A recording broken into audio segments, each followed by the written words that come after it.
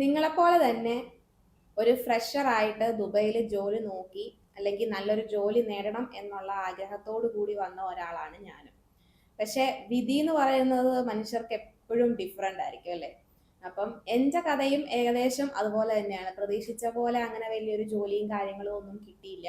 അപ്പൊ ആകെ ഡിസപ്പോയിന്റഡ് ആയി, പിന്നെ ഒരു ഡിപ്രഷൻ സ്റ്റേജിലേക്ക് പോയ അവസ്ഥ വരെ എനിക്ക് ഉണ്ടായിട്ടുണ്ട്. എത്രയൊക്കെ വിദ്യാഭ്യാസം ഉണ്ടെന്നുണ്ടെങ്കിലും എത്രയൊക്കെ കഴിവുകൾ ഉണ്ടെന്നുണ്ടെങ്കിലും നമുക്ക് ചിലപ്പോൾ ജോലി കിട്ടണമെന്നില്ല.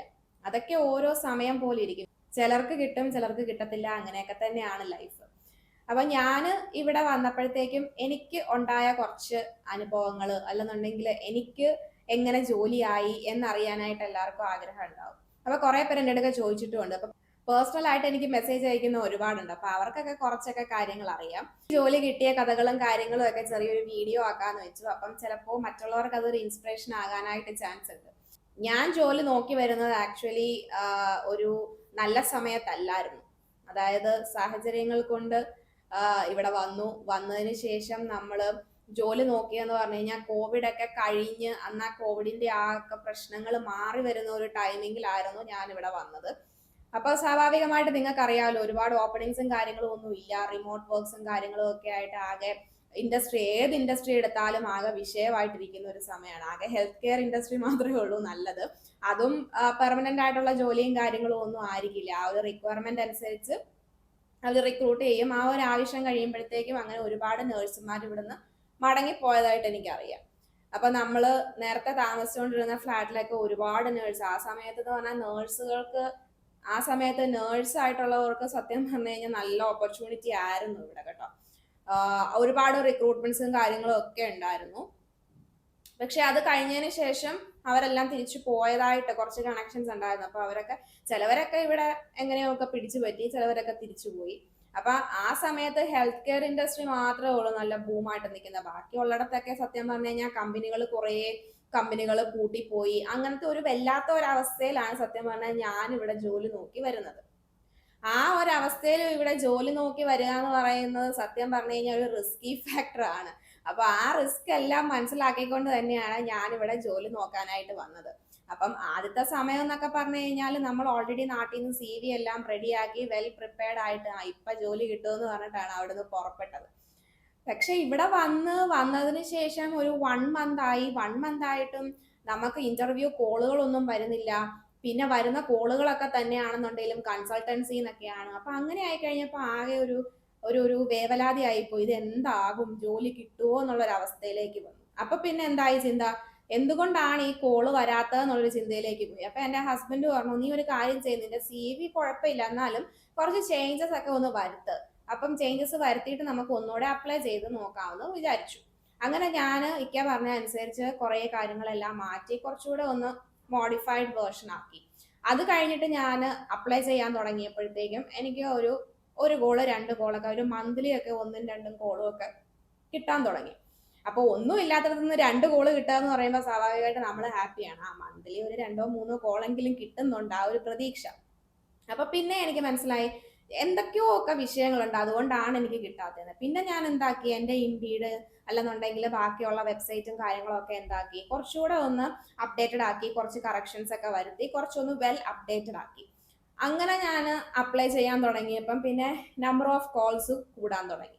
അതിനുശേഷം ഞാൻ എൻ്റെ വീഡിയോയിൽ പറഞ്ഞിട്ടുണ്ട്, ഇൻഡീഡിൽ നമ്മൾ അല്ലെങ്കിൽ എങ്ങനെയാണ് ജോബ് സൈറ്റിൽ കറക്റ്റ് ആയിട്ട് ജോലിക്ക് അപ്ലൈ ചെയ്യുന്നതെന്നുള്ളത്. അപ്പൊ ആ വീഡിയോ കണ്ടിട്ടില്ല എന്നുണ്ടെങ്കിൽ ഡിസ്ക്രിപ്ഷൻ ബോക്സിൽ ഞാൻ ലിങ്ക് കൊടുക്കാം, അതൊന്ന് കണ്ടു നോക്കാം കേട്ടോ. അപ്പം ആ ഒരു ടിപ്പ് വെച്ച് ഞാൻ ജോലി അപ്ലൈ ചെയ്യാൻ തുടങ്ങിയപ്പം വീക്ക്ലി ഒരു 3 to 4 കോൾസ് ഒക്കെ എനിക്ക് വരാനായിട്ട് തുടങ്ങി.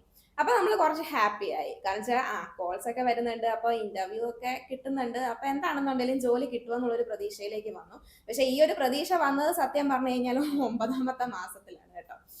അപ്പൊ ആ 9 months എടുത്തു എനിക്ക് ഒരു ഫസ്റ്റ് ജോലി കിട്ടാനായിട്ട്. പിന്നെ ഞാനിവിടെ വന്നതെന്ന് പറഞ്ഞു കഴിഞ്ഞാൽ വിസിറ്റ് വിസ തന്നെ, ഹസ്ബൻഡ് വിസയിലല്ല കേട്ടോ. അപ്പം വിസിറ്റ് വിസ വന്ന് ജോലി നോക്കാന്നൊക്കെ പറഞ്ഞിട്ട് ഇവിടെ വന്നതിന് ശേഷം നമ്മൾ 3 വിസ എടുത്തു. അതായത് 3 തവണ നമ്മൾ വിസിറ്റ് വിസ പുതുക്കി. അപ്പം ഈ വിസിറ്റ് വിസ പുതുക്കുക എന്ന് പറയുമ്പം അപ്പൊ വിസിറ്റ് വിസ പുതുക്കുക എന്ന് പറയുമ്പം ഈ കോവിഡിന്റെ ഒക്കെ ഒരു സമയം ആയതുകൊണ്ട് തന്നെ നമുക്ക് എക്സിറ്റ് ആവേണ്ട ആവശ്യമില്ല. അതായത് ഇൻസൈഡ് കൺട്രി തന്നെ നമുക്ക് റിന്യൂ ചെയ്യാവുന്നതുകൊണ്ട് രക്ഷപ്പെട്ടു പോയത്. അല്ലെങ്കിൽ നമ്മൾ ഒമാനിലൊക്കെ പോകേണ്ട വന്നതിന് ആകെ ബുദ്ധിമുട്ടായേനെ. പിന്നെ ആ സമയത്ത് സാമ്പത്തികമായിട്ട് നല്ല ബുദ്ധിമുട്ടായതുകൊണ്ട് നമുക്ക് അതൊന്നും അഫോർഡ് ചെയ്യാൻ പോലും പറ്റുന്ന ഒരവസ്ഥ ആയിരുന്നില്ല നമുക്ക് അന്ന് ഉണ്ടായിരുന്നത്. അപ്പൊ ആ ഒരു അവസ്ഥയിൽ നിന്നൊക്കെ അൽഹംദുലില്ലാ ഇപ്പൊ ഫാർ ഫാർ ബെറ്റർ ആണ്. അപ്പോൾ അങ്ങനെയൊക്കെ ആയിരുന്നു എൻ്റെ കാര്യം. പിന്നെ അതിനുശേഷം എൻ്റെ ഒരു കരിയർ, അതായത് ഇവിടുത്തെ ദുബൈയിലെ കരിയറിൽ ഒരു ചേഞ്ച് അല്ലെങ്കിൽ ഒരു മാറ്റം വന്നതെന്ന് ഞാൻ വിശ്വസിക്കുന്നത്, എനിക്ക് എൻ്റെ ഹസ്ബൻഡിന്റെ ഓഫീസിൽ ഒരു ഇന്റേൺഷിപ്പ് ഓപ്പർച്യൂണിറ്റി കിട്ടി. അപ്പം ഇന്റേൺഷിപ്പ് ഓപ്പർച്യൂണിറ്റി കൊണ്ടുള്ള ഒരു ഗുണമെന്ന് പറഞ്ഞാൽ, നിങ്ങൾ ഫ്രഷർ ആയിട്ട് ഇവിടെ വരുന്നവരാണെന്നുണ്ടെങ്കിലും ഈ ഒരു ഇന്റേൺഷിപ്പ് ഓപ്പർച്യൂണിറ്റി നിങ്ങൾക്ക് എങ്ങനെയെങ്കിലും ഗ്രാബ് ചെയ്യാൻ പറ്റുകയാണെന്നുണ്ടെങ്കിൽ, ഇവിടെ പെയ്ഡും ഉണ്ട് അൺപെയ്ഡും ഉണ്ട്. എൻ്റെ പെയ്ഡ് ഇന്റേൺഷിപ്പ് ആയിരുന്നു. അപ്പൊ ഹസ്ബൻഡിന്റെ കെയർ ഓഫിലായതുകൊണ്ട് എനിക്ക് അത്ര ഒരു ബുദ്ധിമുട്ട് വന്നില്ല. ഓൾറെഡി എൻ്റെ പോക്കറ്റ് മണിക്കും കാര്യത്തിനും ഒക്കെ നമുക്ക് എമൗണ്ട് കിട്ടുമായിരുന്നു. അങ്ങനെ നമുക്ക് ഇന്റർവ്യൂവും കാര്യങ്ങളും എല്ലാം കിട്ടാൻ തുടങ്ങി. അപ്പൊ എല്ലാം ഞാൻ പോയി ഇന്റർവ്യൂ എല്ലാം അറ്റൻഡ് ചെയ്തു. ചിലപ്പോൾ ദൂരെയൊക്കെ ആയിരിക്കും, അപ്പം മെട്രോ ഒക്കെ കയറി ഒരു വിധത്തിൽ, അന്ന് ചൂടുള്ള കാലാവസ്ഥയും കൂടെയാണ്. അപ്പൊ അങ്ങനെ ബുദ്ധിമുട്ടും കാര്യങ്ങളും ഒക്കെ ഉണ്ടെന്നുണ്ടെങ്കിൽ ഞാൻ എങ്ങനെയും ഒക്കെ പോയി ഇന്റർവ്യൂ ഒക്കെ അറ്റൻഡ് ചെയ്യാം, ദൂരെ ആണെങ്കിൽ പോലും ഒരു ജോലി. അപ്പൊ ഫ്രഷേഴ്സ് ആയിട്ട് ഇവിടെ ഉള്ളവരൊക്കെ ചെയ്യേണ്ടത്, എങ്ങനെയെങ്കിലും റെഫറൻസ് വെച്ചോ അല്ലാണ്ടോ എങ്ങനെയെങ്കിലും ഇന്റേൺഷിപ്പ് ഇവിടെ ചെയ്യാൻ പറ്റുവാണെന്നുണ്ടെങ്കിൽ നല്ലതാണ്. അപ്പം ഞാൻ എന്താക്കി, എനിക്ക് എൻ്റെ ഹസ്ബൻഡിന്റെ ഓഫീസിൽ ഇതുപോലെ ഇന്റേൺഷിപ്പ് ഓപ്പർച്യൂണിറ്റി കിട്ടി. പിന്നെ അതുപോലെ തന്നെ അവിടുത്തെ ഒരു HR ഒരു 2 months ലീവിന് പോയി, കല്യാണത്തിന്റെ എന്തൊക്കെയൊക്കെ കാര്യത്തിനായിട്ട് പോയപ്പോഴത്തേക്കും അവിടെ എനിക്ക് വർക്ക് ചെയ്യാനായിട്ടുള്ള ഒരു ഓപ്പർച്യൂണിറ്റിയും കിട്ടി. എൻ്റെ ഒരു CV കുറച്ചുകൂടെ ഒന്ന് സ്ട്രെങ്ത് ആയി. അപ്പൊ ഞാൻ ഈ ഡീറ്റെയിൽസ് എല്ലാം എന്താക്കി, എൻ്റെ CV-യിൽ അപ്ഡേറ്റ് ചെയ്തതിന് ശേഷം ഞാൻ ജോലിക്ക് അപ്ലൈ ചെയ്യാൻ തുടങ്ങിയപ്പോൾ എനിക്ക് ഒരുപാട് കോൾസ് വരാൻ തുടങ്ങി. അങ്ങനെ ഞാൻ ഇത് അപ്ഡേറ്റ് ചെയ്തു. അതിന്റെ കൂടെ തന്നെ ഞാൻ വിസിറ്റ് വിസ ആയിരുന്നല്ലോ, അപ്പൊ ഞങ്ങൾ ഇങ്ങനെ വിസിറ്റ് വിസ ഇങ്ങനെ പുതുക്കുന്നുണ്ട്.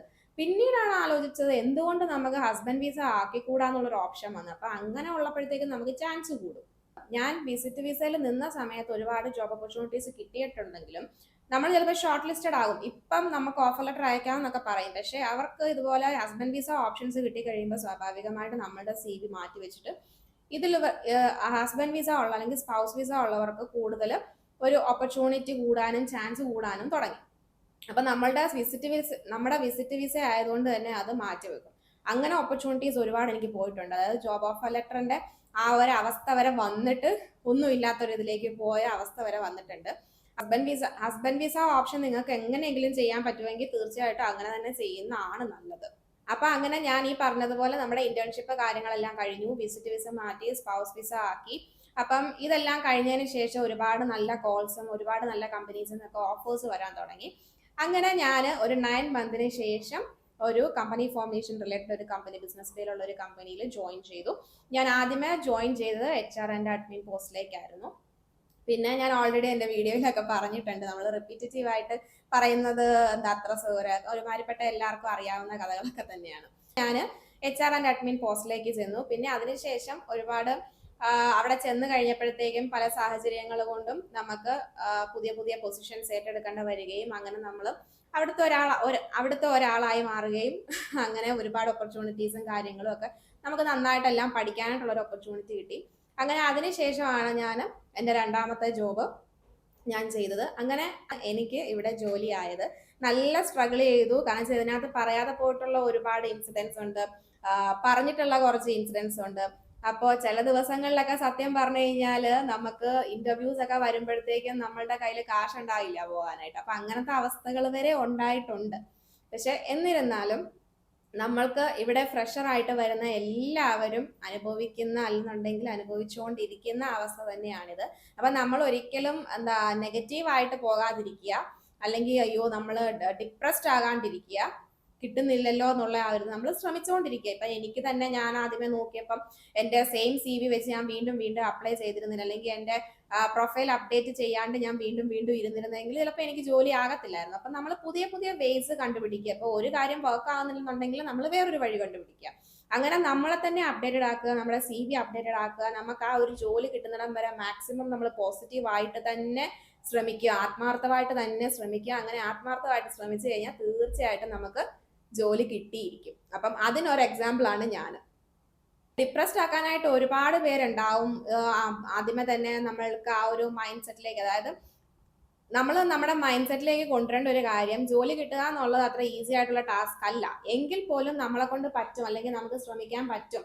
എന്താണെന്നുണ്ടെങ്കിലും നമ്മളൊരു ജോലിക്ക് വേണ്ടിയാണ് ഇവിടെ വരുന്നത്. അപ്പൊ മാക്സിമം എക്സ്റ്റെൻഡ് നമ്മൾ നമ്മളുടെ മാക്സിമം കപ്പാസിറ്റിയിൽ ശ്രമിക്കുക. അപ്പൊ അങ്ങനെ ശ്രമിച്ചു കഴിഞ്ഞാൽ തീർച്ചയായിട്ടും നമുക്ക് ജോലി കിട്ടും. അപ്പം ഈ ഒരു വീഡിയോ എല്ലാവർക്കും ഇഷ്ടപ്പെടുന്നു വിചാരിക്കുന്നു. ഇഷ്ടപ്പെടുകയാണെന്നുണ്ടെങ്കിൽ നമ്മളത് സപ്പോർട്ട് ചെയ്യുക. അതുപോലെ നിങ്ങളുടെ അഭിപ്രായങ്ങളും കാര്യങ്ങളും ഒക്കെ കമന്റ് ചെയ്യുക കേട്ടോ. എന്തെങ്കിലും ഡൗട്ട്സും കാര്യങ്ങളും ഉണ്ടെന്നുണ്ടെങ്കിൽ തീർച്ചയായിട്ടും ഞാൻ ഹെൽപ്പ് ചെയ്യുന്നതായിരിക്കും. എന്തെങ്കിലും CV എന്തെങ്കിലും നോക്കിയിട്ട് എന്തെങ്കിലും സജഷൻസും കാര്യങ്ങളും പറയണമെന്നുണ്ടെങ്കിൽ സെൻഡ് ചെയ്താൽ മതി. ഞാൻ ജസ്റ്റ് റിവ്യൂ ചെയ്തിട്ട് നിങ്ങൾക്ക് ബൈ ഇമെയിൽ റിപ്ലൈ ചെയ്യുന്നതായിരിക്കും. ഒരുമാതിരിപ്പെട്ട എല്ലാവർക്കും ഞാൻ റിപ്ലൈ ചെയ്തു എന്ന് തോന്നുന്നു. അപ്പൊ സമയത്തിന്റെ എപ്പോഴും ഒരു 24 hours റിപ്ലൈ എന്താണെന്നുണ്ടെങ്കിലും ഞാൻ ചെയ്യും. അപ്പം ഫ്രീ ഓഫ് കോസ്റ്റിലാണ് ചെയ്യുന്നത്. ചാർജസും കാര്യങ്ങളും ഒന്നുമില്ല. ജസ്റ്റ് ഒരു ഹെൽപ്പ്. കാരണം വെച്ച് കഴിഞ്ഞാൽ എനിക്ക് ഇവിടെ വന്ന സമയത്ത് എനിക്ക് എൻ്റെ ഇക്ക ആണ് എന്നെ ഹെൽപ്പ് ചെയ്തിട്ടുള്ള എല്ലാ കാര്യത്തിലും. അപ്പൊ ഇക്ക എപ്പോഴും പറയും, നമുക്കൊരു അനുഭവം ഉണ്ടായി, അപ്പം മറ്റുള്ളവർക്ക് ഹെൽപ്ഫുൾ ആകുന്ന രീതിയിൽ നമുക്ക് എന്തെങ്കിലും ഒന്ന് ചെയ്യാൻ പറ്റിക്കഴിഞ്ഞു കഴിഞ്ഞാൽ അത് നല്ലതല്ലേ. അതിപ്പോ നമ്മൾ അതൊരു യൂസ്ഫുൾ ആയിട്ടുള്ള ഒരു കാര്യം. നമുക്കിപ്പോ അറിയുന്ന ഒരു അറിവ് മറ്റൊരാൾക്ക് നമ്മൾ കൊടുക്കുകയാണെന്നുണ്ടെങ്കിൽ അവരുടെ ലൈഫിൽ അതിൽ എന്തെങ്കിലും ഒരു ഇമ്പാക്റ്റ് അവർക്ക് ഉണ്ടാകുന്നുണ്ടെങ്കിൽ നല്ലതല്ലേ. അപ്പം അതുകൊണ്ട് ഞാൻ ഫ്രീ ഓഫ് കോസ്റ്റിൽ CV റിവ്യൂ ചെയ്ത് കൊടുക്കുന്നുണ്ട്. അപ്പം നിങ്ങൾക്ക് എന്തെങ്കിലും ഡൗട്ട്സും കാര്യങ്ങളും ഉണ്ടെന്നുണ്ടെങ്കിൽ ബൈ ഇമെയിൽ ത്രൂ അയച്ചാൽ മതി, ഞാൻ റിപ്ലൈ ചെയ്യാം കേട്ടോ.